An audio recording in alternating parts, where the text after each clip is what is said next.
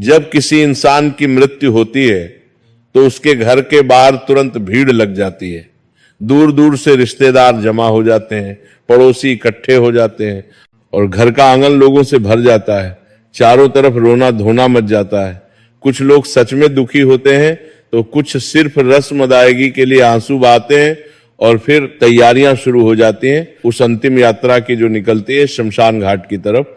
बांस की अर्थी बनाई जाती है, फूलों से सजाया जाता है और उस शरीर को सफेद कफन में लपेटकर उस पर लिटा दिया जाता है।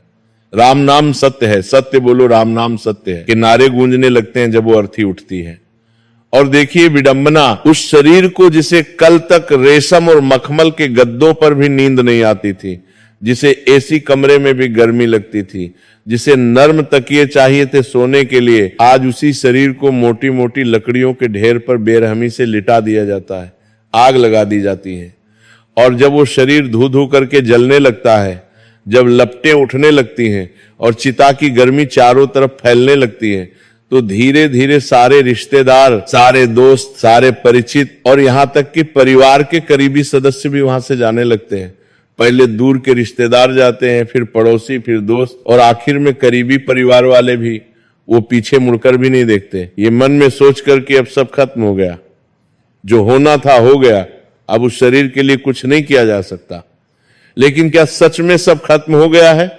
क्या मौत के साथ कहानी समाप्त हो जाती है? नहीं, बिल्कुल नहीं।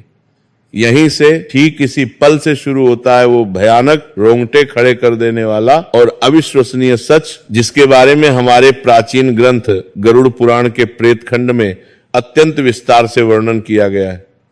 जब श्मशान भूमि में मौजूद आखिरी आदमी भी वहां से चला जाता है, जब आसपास कोई इंसान नहीं बचता, जब चिता की धधकती आग धीरे धीरे बुझने लगती है और वहां सिर्फ गर्म राख का ढेर रह जाता है, जब चारों तरफ एक भयानक सन्नाटा छा जाता है जिसमें सिर्फ हवा की सरसराहट सुनाई देती है, तब भी वहां एक शख्स खड़ा रह जाता है। वो कोई जीवित इंसान नहीं होता, वो कोई शमशान का कर्मचारी नहीं होता, वो है उस मृतक की आत्मा जो अपनी ही बुझती चिता के पास, अपनी ही राख के ढेर के बगल में स्तब्ध होकर खड़ी है और उस भयावह मंजर को अपनी आंखों से देख रही होती है। जरा एक पल के लिए सोचिए, अपने आप को उस आत्मा की जगह रखकर महसूस कीजिए। वो आत्मा जो कुछ ही घंटे पहले, बल्कि कुछ पल पहले तक उस शरीर के अंदर थी, जो उस शरीर को अपना असली घर मानती थी, जो हर सांस के साथ उस शरीर में धड़कती थी, आज वो उसी शरीर को राख के काले धूसर ढेर में तब्दील होता हुआ देख रही है। उसे विश्वास ही नहीं होता कि ये सब सच में हो रहा है। उसे लगता है जैसे कोई बुरा सपना है जिससे वो जागना चाहती है लेकिन जाग नहीं पाए रही।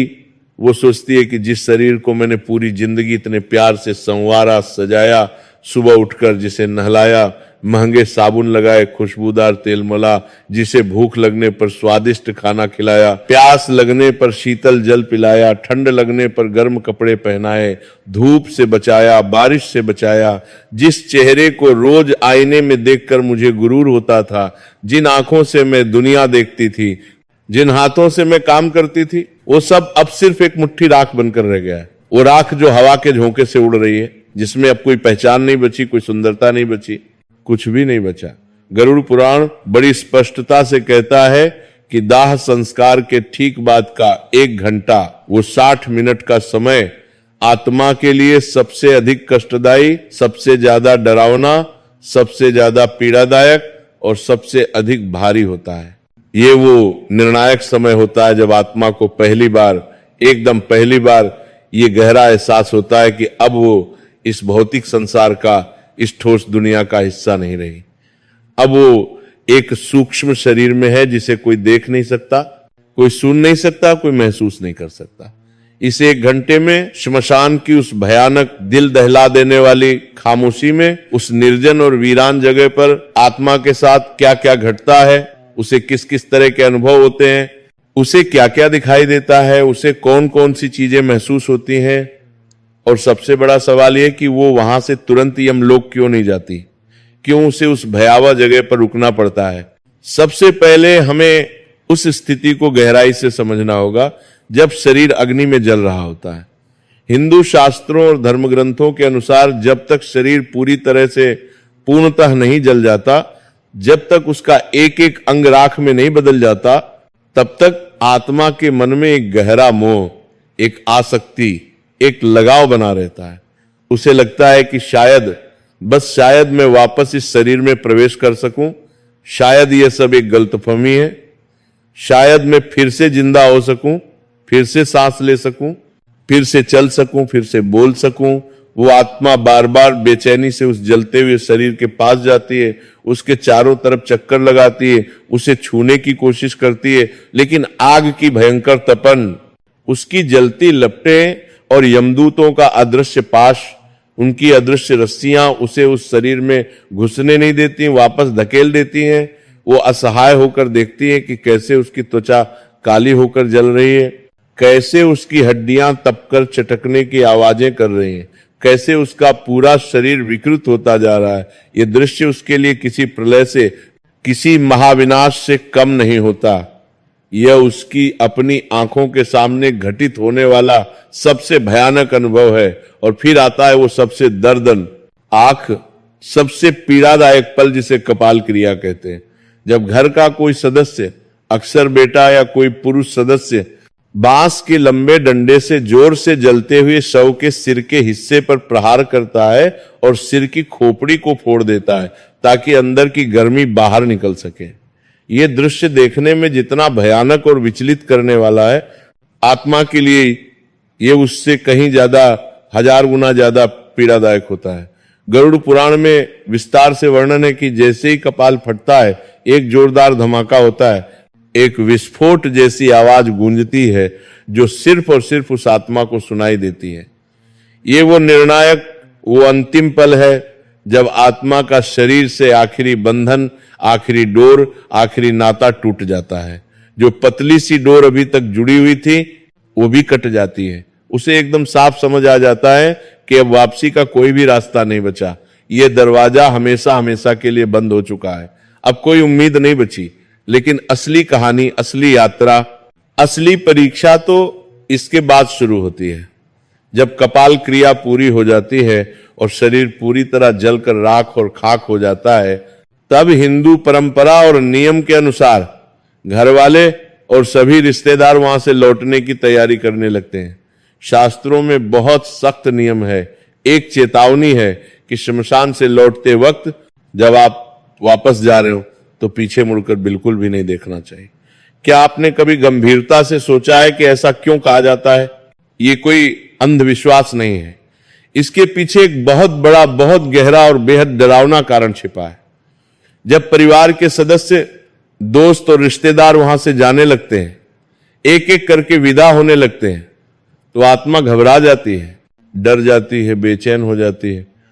उसके मन में तूफान उठने लगता है। उसे समझ नहीं आता कि ये लोग मेरे अपने लोग मुझे इस सुनसान, इस वीरान, इस डरावनी और भयानक जगह पर बिल्कुल अकेला छोड़कर कहां जा रहे हैं, क्यों जा रहे हैं। वो पूरी ताकत से चिल्लाती है, जोर जोर से आवाज देती है कि रुको रुको, मुझे भी साथ ले चलो, मैं भी तुम्हारे साथ घर चलूंगा, मुझे यहां अकेला मत छोड़ो, मैं यहां अकेला नहीं रह सकता, मुझे बहुत डर लग रहा है, मुझे बहुत अकेलापन महसूस हो रहा है। लेकिन उसकी आवाज, उसकी चीख, उसकी पुकार किसी को सुनाई नहीं देती, क्योंकि अब वो आवाज हवा में गूंजने वाली सामान्य ध्वनि नहीं है, बल्कि एक सूक्ष्म कंपन है, एक आध्यात्मिक आवृत्ति है जो सिर्फ सूक्ष्म जगत में सुनाई देती है। वो आत्मा निराश होकर बेचैनी से दौड़ती है, अपने बेटे को पकड़ने की बेताब कोशिश करती है, अपनी पत्नी या अपने पति को जोर जोर से आवाज देती है, उनके कंधे पकड़ने की कोशिश करती है, उनके कपड़ों को खींचने की कोशिश करती है। लेकिन त्रासदी यह है कि उसका हाथ, जो अब सूक्ष्म है, उनके भौतिक शरीर के आर पार निकल जाता है। जैसे हवा में हाथ घुमाया हो, वो किसी को छू नहीं सकती, किसी को रोक नहीं सकती, किसी का ध्यान अपनी तरफ आकर्षित नहीं कर सकती। ये असहायता, ये लाचारी उसे अंदर तक तोड़ देती है। और जब वो आत्मा ये दृश्य देखती है कि उसके अपने ही लोग, वो लोग जिनके लिए उसने पूरी जिंदगी पाप किया, झूठ बोला, बेईमानी की, दिन रात एक करके कड़ी मेहनत से पैसा कमाया, अपनी नींद हराम की, अपनी सेहत की परवाह नहीं की, अपने सिद्धांतों से समझौता किया, वो आज उसे इस अनजान डरावनी जगह पर राख के ढेर के पास अकेला, बिल्कुल अकेला छोड़कर चुपचाप चले जा रहे हैं। तब उसे जीवन का सबसे बड़ा धोखा, सबसे बड़ी ठगी महसूस होती है। उसे गहराई से समझ आने लगता है कि इस दुनिया का कोई भी रिश्ता, चाहे वो खून का हो या प्यार का, कोई भी इंसान आखिर तक साथ नहीं देता, अंतिम यात्रा में कोई साथ नहीं जाता। सब मतलब के साथी थे, स्वार्थ के साथी थे। जब तक शरीर था, जब तक पैसा था, जब तक ताकत थी, तब तक सब साथ थे। जैसे ही शरीर ने साथ छोड़ा, जैसे ही मौत आ गई, सबने मुंह मोड़ लिया, सब पीछे हट गए। अब एक बहुत महत्वपूर्ण सवाल उठता है कि आत्मा उस श्मशान की, उस भयावह भूमि में पूरे 1 घंटे तक क्यों रुकती है? वो तुरंत अपने परिवार के पीछे क्यों नहीं जाती, या फिर सीधे यमलोक की यात्रा पर क्यों नहीं निकल जाती? गरुड़ पुराण के अनुसार श्मशान भूमि को भगवान शिव का विशेष निवास स्थान माना जाता है। ये एक पवित्र लेकिन रहस्यमयी जगह है। लेकिन साथ ही ये अतृप्त आत्माओं, भटकती हुई रूहों, भूतों, प्रेतों और पिशाचों का गढ़ भी है, उनका अड्डा भी है। जब कोई ताजा मृत्यु होती है तो उस नई आत्मा के चारों तरफ एक सुरक्षा कवच, एक अदृश्य ढाल होती है, जो उसे कुछ समय के लिए, थोड़े समय के लिए श्मशान में मौजूद नकारात्मक शक्तियों से, बुरी ताकतों से बचाती है। लेकिन जैसे जैसे समय बीतता जाता है, जैसे जैसे मिनट गुजरते जाते हैं, वो कवच धीरे धीरे कमजोर पड़ने लगता है, उसमें दरारें आने लगती हैं। उस 1 घंटे के दौरान आत्मा को श्मशान में मौजूद दूसरी भटकती हुई आत्माएं, दूसरी रूहें दिखाई देने लगती हैं। पहले धुंधली, फिर थोड़ी स्पष्ट। उसे अजीब अजीब तरह की, कानों को छेदने वाली डरावनी आवाजें सुनाई देने लगती हैं। कराहने की आवाजें, चीखने की आवाजें, रोने की आवाजें। वो डर के मारे देखती है कि वहां कई ऐसी आत्माएं मौजूद हैं जो सैकड़ों सालों से, दशकों से मुक्ति के लिए तरस रही हैं, तड़प रही हैं, जो भूख और प्यास से बुरी तरह तड़प रही हैं, छटपटा रही हैं, जिनका सूक्ष्म शरीर विकृत हो चुका है, भयानक दिखता है। कुछ आत्माएं हवा में तैरती हुई दिखाई देती हैं, तो कुछ जमीन पर सांप की तरह रेंगती हुई दिखाई देती हैं। वो सभी उस नई आत्मा को देखकर उसकी तरफ लपकने लगती हैं, उसे डराने की कोशिश करती हैं, उसे अपने साथ खींचने की कोशिश करती हैं। यह दृश्य देखकर वो नई आत्मा डर के मारे आतंक से कांपने लगती है, उसके रोंगटे खड़े हो जाते हैं। वो छिपने की कोई जगह ढूंढने लगती है, कोई आड़ ढूंढती है, लेकिन श्मशान के उस खुले विशाल मैदान में छिपने की कोई जगह नहीं होती। चारों तरफ खुला आसमान, जमीन पर राख और बुझती चिताएं। अब उसे अपनी गलतियों का, अपने पापों का, अपने बुरे कर्मों का गहरा पछतावा होने लगता है। वो मन ही मन सोचने लगती है कि काश मैंने जीवन में कुछ पुण्य का काम किया होता, काश मैंने गरीबों की मदद की होती, काश मैंने मंदिर में दान दिया होता, काश मैंने रोज भगवान का नाम लिया होता, प्रार्थना की होती, तो शायद आज मुझे भयानक दिन नहीं देखना पड़ता, ये कष्ट नहीं भोगना पड़ता। गरुड़ पुराण में स्पष्ट लिखा है कि उस 1 घंटे में आत्मा को यमदूत जानबूझकर तुरंत नहीं पकड़ते, वो उसे छोड़ देते हैं, उसे अकेला छोड़ देते हैं, ताकि वो अपनी आंखों से स्पष्ट रूप से देख सके, अनुभव कर सके कि जिस शरीर पर और जिस भौतिक संसार पर, जिस धन दौलत पर उसे इतना घमंड था, इतना अहंकार था, उसकी असली औकात, असली हैसियत क्या है। ये श्मशान में बिताया गया समय वैराग्य का, विरक्ति का महत्वपूर्ण क्षण होता है। ये आत्मा को ये गहरा एहसास दिलाने के लिए होता है कि तूने क्या खोया है और क्या पाया है, तूने सारी जिंदगी क्या किया और अब तेरे पास बचा क्या है। इसलिए उसे वहां रुकना पड़ता है, इंतजार करना पड़ता है। उस दौरान आत्मा को एक बहुत ही विचित्र, असामान्य अनुभव होता है। उसे समय का कोई सही ज्ञान नहीं रहता, समय का बोध खत्म हो जाता है। जो हमारे लिए पृथ्वी पर सिर्फ 1 घंटा है, 60 मिनट है, वो उस आत्मा के लिए कई कई दिनों के बराबर, यहां तक कि महीनों के बराबर लगता है। उस अकेलेपन में, उस भयानक सन्नाटे में, उस निर्जन वातावरण में उसे अपने पूरे जीवन की रील दिखाई देने लगती है। गरुड़ लूर पुराण से जीवन समीक्षा या लाइफ रिव्यू कहता है, छोटे बच्चे के रूप में जन्म से लेकर जवानी तक, और जवानी से लेकर बुढ़ापे तक, और बुढ़ापे से लेकर मृत्यु तक उसने जो भी कर्म किया, अच्छा हो या बुरा, चाहे वो बंद कमरे में चुपके से किया हो या सबके सामने खुलकर किया हो, सब कुछ, हर एक घटना, हर एक पल उसकी आंखों के सामने सिनेमा की तरह तैरने लगता है, चलने लगता है। उसने किस किस का दिल दुखाया था, किस किस को तकलीफ पहुंचाई थी, किस किस का हक मारा था, किस किस का पैसा हड़पा था, किस किस को धोखा दिया था, किस से झूठ बोला था, किसके साथ बेईमानी की थी, वो सब कुछ विस्तार से उसे याद आने लगता है, दिखाई देने लगता है। और सबसे बड़ी, सबसे महत्वपूर्ण बात यह है कि उसे यह भी स्पष्ट दिखाई देता है कि उसके उन कर्मों का, उसके उन कामों का दूसरे लोगों पर, दूसरे जीवों पर क्या गहरा असर पड़ा था। अगर उसने किसी गरीब मजदूर की मेहनत की कमाई मारी थी, उसका पैसा नहीं दिया था, तो उसे अब उस गरीब के छोटे छोटे भूखे बच्चे रोते हुए दिखाई देते हैं। अगर उसने किसी बेजुबान जानवर को पत्थर मारा था, लाठी से पीटा था, तो उसे उस जानवर का दर्द, उसकी पीड़ा महसूस होती है। ये मानसिक पीड़ा, ये आत्मिक कष्ट किसी भी शारीरिक पीड़ा से कई गुना, हजार गुना ज्यादा भयंकर होती है। आत्मा जोर जोर से चीखती है, बिलख बिलख कर रोती है, अपने किए पर पछताती है। लेकिन वहां उस निर्जन श्मशान में उसके आंसू पोंछने वाला कोई नहीं होता, उसे सांत्वना देने वाला कोई नहीं होता। वहां सिर्फ ठंडी हवा की सनसनाहट होती है और दूर कहीं से कुत्तों के रोने की, उनके चीखने की डरावनी आवाज आती है।